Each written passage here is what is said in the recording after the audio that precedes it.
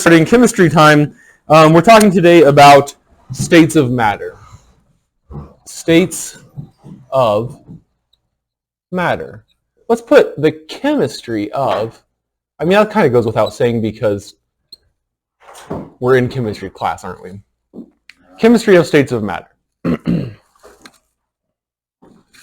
objective, I think you'll find, is describe and model intermolecular forces. Describe and model intermolecular forces.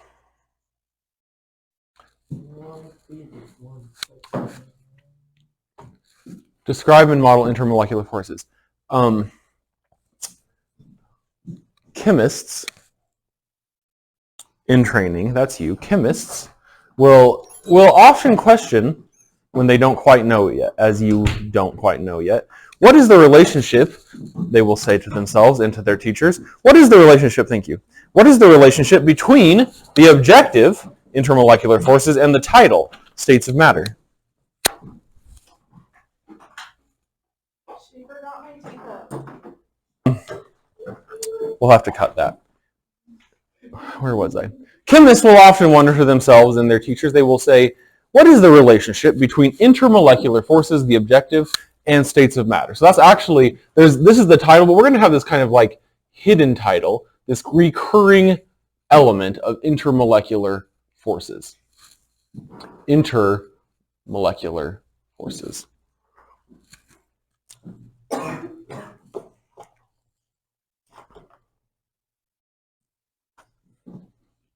List for me the states of matter. The classic states of matter. Let's start with those. Gas. Solid, liquid, gas. SLG. Diagram for me, this was your bell work. Diagram for me is solid. What is going on? And we're going to have these three little circles here of the three classic states of matter. SLG. Solid, liquid, and gas. And we're going to diagram in each one of them what going on. What's the most solid color, do you think? What? Black. Okay, I'll accept that. What are the particles doing in a solid, do you reckon? Yeah, so we usually have, there are a couple different kinds of solids where there are network or crystalline solids, and then there are amorphous solids. I'm trying my best here to draw a crystalline solid. What would a crystalline solid have that is different from an amorphous solid? It has a repeating pattern. I've tried to draw a repeating pattern of dots. I think I've done a pretty good job. And the motion of those particles is they vibrate in place and back and forth. And there is motion, there is motion, but that motion is more or less in place. Kind of like something you might do like running in place or when you wiggle at your seat or something. There is motion, the particles are moving, but they don't really as much move place to place as they move in place. Whereas in a liquid, what is the particles doing there? Yeah. They flow. So we're going to put some beautiful flowy lines on here. I'm going to draw, these are like the paths that they might take. Now be careful because this, you might understand, and this would be wrong, from this drawing that these are not moving, but they are. I'm going to put, I don't know, like around a couple of them I'll put these like motion lines. I wanted to switch colors with liquid, I'm now remembering, but I'm trying to draw those particles in the solid are vibrating. In the liquid, they're flowing, and in the gas, They are crazy. yeah, they're bouncing off of what? Each other. Off of each other and the walls of their container. Because of these particle motions, and this should all be a review, because of these particle motions, a solid has a definite shape and volume. You might remember the demonstration I did for this last year with, I think it was with you guys. You were 9th graders last year, right? Most of you. Is that we had a solid and a liquid and a gas, and the solid, I could probably do it again. Oh, here I've got a solid. It's another piece of gum. I have a solid.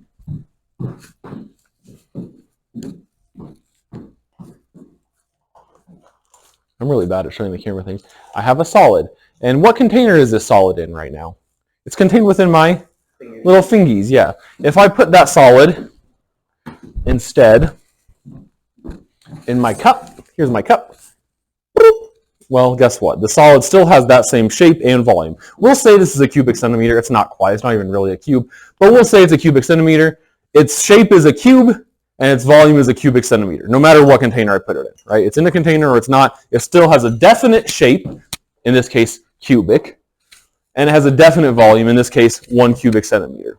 Okay? If I instead have a liquid, give me some liquid. No, Cyrus, what is wrong with you? Okay, here I have some liquid.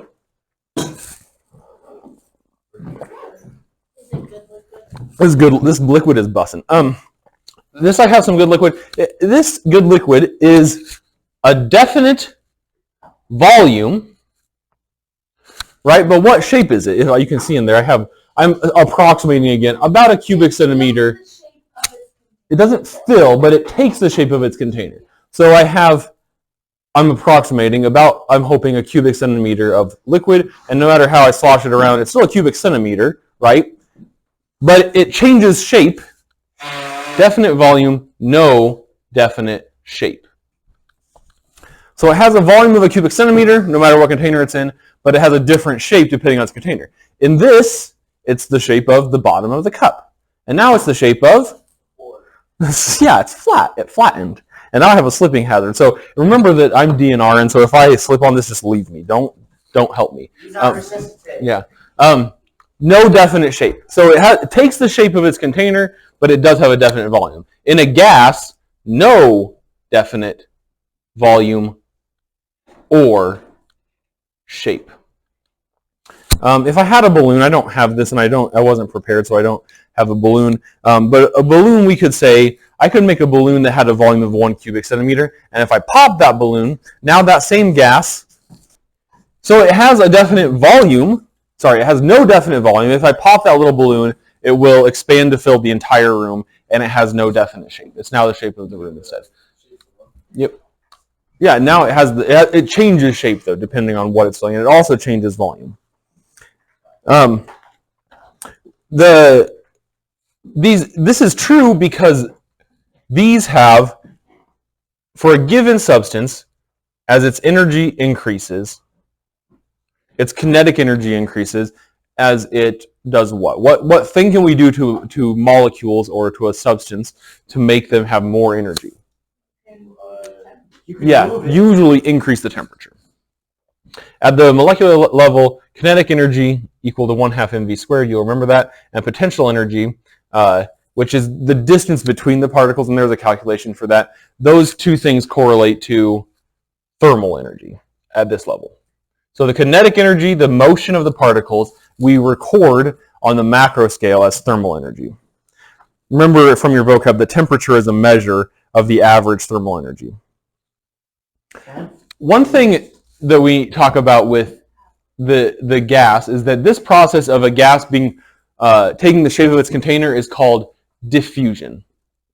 When gases expand to fill the shape of their container, it's called diffusion, the movement of one material through another. And there's a law that you need for that. We have the rate of effusion and the rate of diffusion. And effusion is when one thing spreads out, and when diffusion is when two things spread intermingling between each other. We have two different, let me see, I'll just do a little arrow in two directions. I kind of didn't leave myself enough room. The rate of effusion is proportional to 1 over the square root of the molar mass. Proportional to, meaning that it's bigger when the molar mass is smaller, and it's smaller when the molar mass is bigger. It's an inverse proportion. That's why it's 1 over this. We don't normally use this one mathematically because it's proportional to, the molar mass, mass submolar. Mass submolar. So whatever you remember how to find molar mass. It was, for compounds, we add them up. For individual elements, it's just the molar mass on the periodic table. We don't normally use this one mathematically because of this little proportional symbol.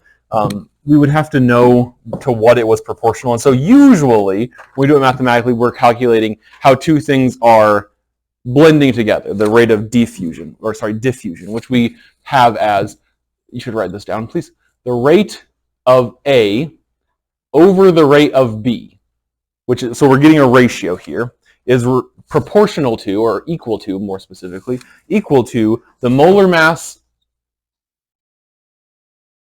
of B over the molar mass of A, the whole thing square rooted or raised to the 1/2 power. Those two things are the same. So the rate of A over the rate of B is equal to the square root of the molar mass of B over A. So again, it's inversely proportional. Because check it out. For a given amount of kinetic energy, this is why it's inversely proportional. For a given amount of kinetic energy, is a more mass or less mass moving faster? According to this equation. If we have a big mass, what must V be? Smaller velocity. Big mass, smaller velocity. Big mass, smaller velocity if kinetic energy stays the same.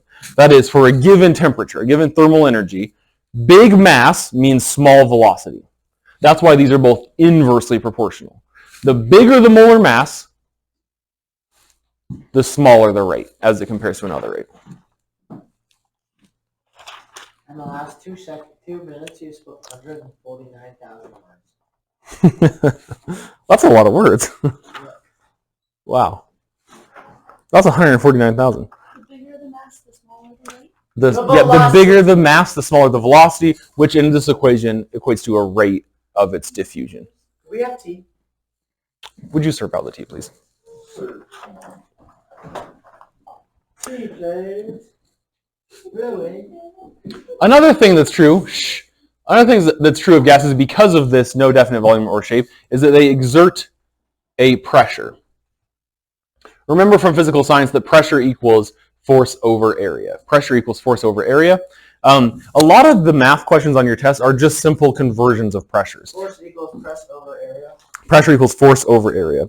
You'll see on page 407, there's a chart. I'll show it to you on screen here. There's a chart on page 407 of different units for pressure.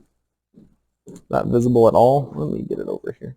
Lots and lots. So we have all these different units for pressure, and instead of going in depth into each one, we should just recognize that the different units of pressure are convertible. We can convert from one pressure to another. That's what a lot of the math on your question is for the test. Yet pressure, where P is pressure, F is force, and capital A is area. In the SI, how do we measure area? Length times Well, length times width, and what for both length and width, the SI base unit is perimeter. Almost the base Centimeter unit, squares. not centimeters, meters. So that squared would be meter squared. The base unit for length and width both are meters. Since area is equal to length times width, the unit for area ends up being meter squared. What's the unit for force in the SI? You remember from physical science? Diamonds. No. Pressure based diamonds. Wait, what was the question? What's the unit for force in the SI? Give me a hint. Newtons. Newtons. Yeah, good. And then so pressure then, if force divided by area is pressure, newtons over square meters, which we call this unit a Pascal. Capital P, lowercase a, which is a Pascal. The reason we're so interested in converting these is because the Pascal is equal to the force exerted by 1 Newton over 1 square meter. So this is going to be a square meter. If you imagine a square described by what I'm doing here, right? That's the length, that's the width, is a meter. A force of 1 Newton, which is about 1/10 of a kilogram, which is about 100 grams. I'm trying to think of something that might be 100 grams. I would bet one of these markers is maybe this is 50 grams, so maybe 2 markers.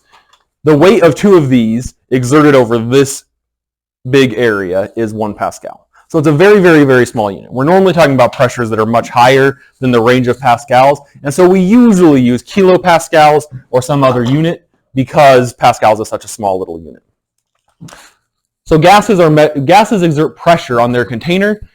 That's one of the things they do, and that is described by this equation. We also have this I love this equation. We have this equation for Dalton's law of partial pressures. Dalton's law. Big Dead D. Dalton's law. It's very simple. The sum of the pressures equals pressure 1 plus pressure 2, etc. for any pressure in. So basically what this is saying, I put this nice little symbol here so you think it's good, cool math. But basically what it's saying is to find the total pressure, add up all the pressures. It's basically the sum of the pressure is equal to pressure of substance 1 plus pressure of substance 2. This is used for mixtures of gases. Where might we find a mixture of gases? The atmosphere. Yeah, you're living in one. You exist in a mixture of gases called the atmosphere. About 78% nitrogen, about 20% oxygen, and the rest kind of just sit in the cracks. There's not very much hydrogen, but there is carbon dioxide, water vapor, a little bit of argon. And that mixture of gases, their pressures exerted are at the same ratio as their percentages. That's what Dalton's laws tell us. Dalton's law of partial pressures tells us.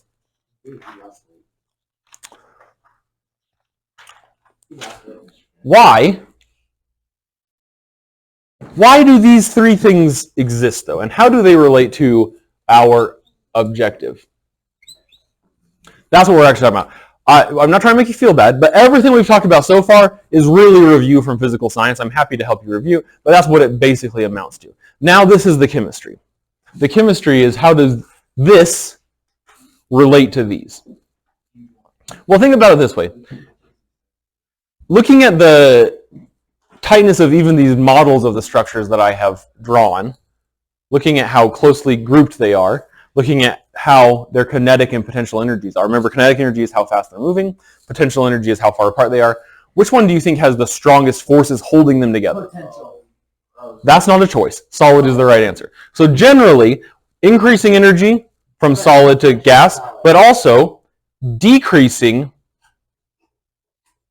intermolecular forces. What's inter mean? Give me some examples. Inter what? What's inter? Give me something that starts with inter besides inter. An interview. We're looking at things between the two of us. That's an interview. Okay, what else starts with inter that we can think of? Let's try to Interstellar, one of the world's best movies. They're going between stars. They're going from one star in the solar system to another star in some other galaxy. The internet is a net in between different computers. Inter means in between. The interstate, the United States highway interstate system are highways that go between states. Interstate. Nope. That's enter. So intermolecular are those forces, those attractive forces that are between molecules. They're forces between molecules, not within molecules. Those would be intramolecular forces. Not to be confused with, I'm going to put does not equal, intramolecular. Well, what's intra mean? Intra means within. So those forces that hold a molecule together. So the covalent and ionic bonds that we talked about several months ago are intramolecular. They're within a molecule. Whereas between molecules, we call intermolecular. So generally, solids, for a given substance, solids have the greatest intermolecular force and gas have the least.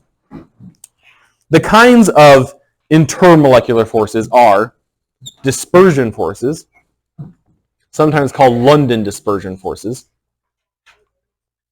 dipole-dipole forces,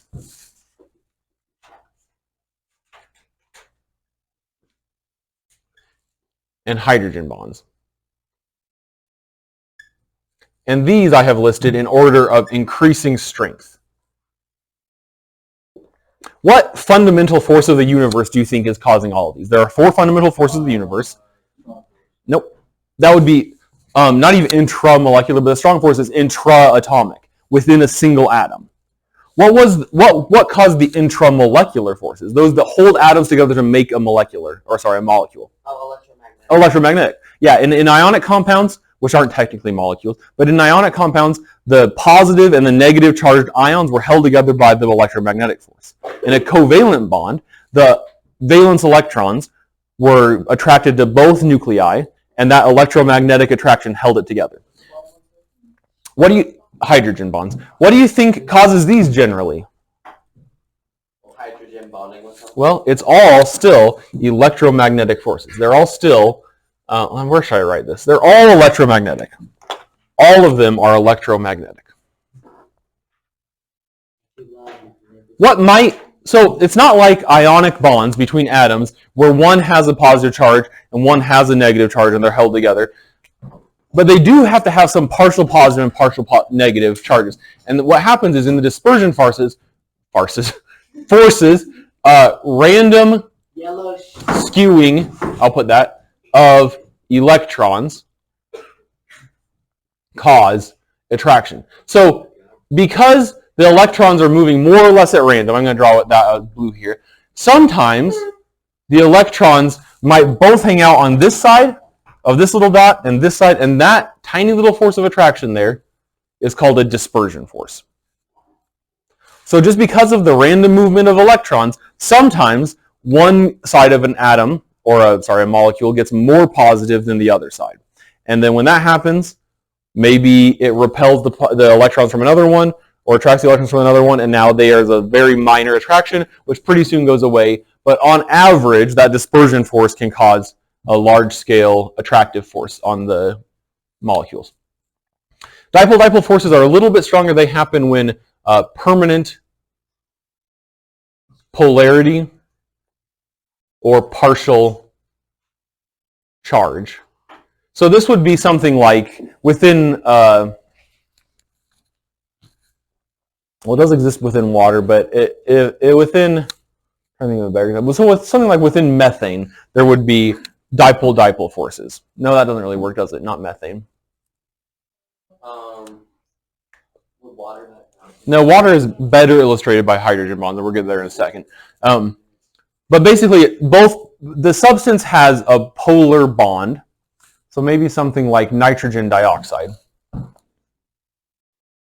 There's a polar bond where the atoms are unequally sharing electrons, and because of that, one side of the atom is always positive, one side's always negative, and the positive side of one is always attracting the negative side of the other, and that's called a dipole-dipole. A dipole just means it has two poles. Dipole, two poles, a north and a south pole.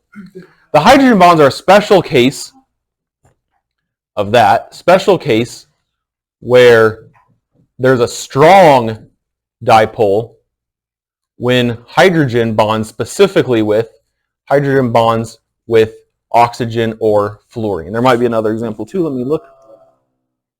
Oxygen, fluorine, or nitrogen. So specifically when hydrogen has bonded with one of these ones, the electrons are so unequally shared that the strength of the bond between two particles approximates that of an intramolecular bond. So it's almost like forming a new ionic bond between these things. And this is the reason why water exists in a lower state than what we would normally expect for the amount of energy it has. It's harder, we have to add more energy to get liquid water to boil, or more energy to get solid water to melt than we would expect because of the strength of these hydrogen bonds. The other causes of these, or the other effects of these two things, these two things here being the states of matter and the intermolecular forces, are a liquid's viscosity, which is just its resistance to flow. The higher the intramolecular forces, higher intramolecular forces equal higher viscosity. And the crystalline structure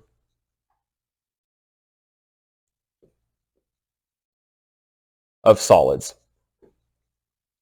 So when solids form crystallines, when solids form crystals, it's because of these sure. These, I'm drawing now in purple, these bonds that hold these atoms together, these molecules together, are intermolecular bonds. One thing to remember about viscosity is that it's a resistance to flow. The harder it is for it to flow, the higher its viscosity. So honey has a high viscosity, alcohol has a low viscosity. Last thing, I'm going to do this in a different color. I'm going to try to keep everything on the board. These can change from one to another. Solid to liquid, and then even on to plasma. What do we call the change? This should be a review again. What's the change of a solid to a liquid called? Transformation. Solidification. Solid, think about a solid, to a liquid. Melting, there we go. Liquid to a gas, what do we call that? Evaporation. New marker, please. And a gas to a plasma, I'll just tell you, is called, oops, not D, ionization. Remember that plasma has ionized, meaning that its electrons are separate from the nuclei of atoms. In the next color, we're going to do the reverse. Plasma becoming a gas is called, sometimes it's called deionization. I don't love that. Devaporation. What do we call when a gas becomes a liquid? When a gas becomes a liquid, like in clouds? Condensation. Condensation. And when a liquid becomes a solid? Solidification. Freezing. Frozen. So these changes depend, you know they depend on temperature. You've experienced that. If we want water to become a solid, we freeze it. If we want ice to become a liquid, we melt it. You're familiar with these, but they also depend on pressure. I'm going to put that in black. Also depend, these changes also depend on pressure. I'm going to have to erase some of this after. I'm just confusing myself and everyone else. Sorry, diffusion and effusion. You'll have to go back in the video and watch that, I guess. But these changes also depend on pressure, which I've tried to relate back to this thing from before. And we end up with this chart of, that we see a lot, called a phase diagram. Being able to read one of these is a great benefit to you on the ACT and the MAPS test. The phase diagram usually plots pressure on the y-axis and temperature on the x-axis. And so as temperature increases, what should we see happening? Let me give you an example. What would we find in this area generally with either high temperatures or low pressures? No, try again. Solid. What would we find in this area with either higher temperatures and low pressures or altogether low pressures? Gas. Let me do it in a different color, sorry. My colors are kind of getting scrambled here, but that's a gas. And then at higher pressures or lower temperatures, we see instead a liquid. There are things to describe as this boundary here. As a liquid becomes a gas, what happens then? Either an increase in temp or a decrease in pressure causes this to, what do we call it? A liquid becoming a gas? Evaporate. Yeah.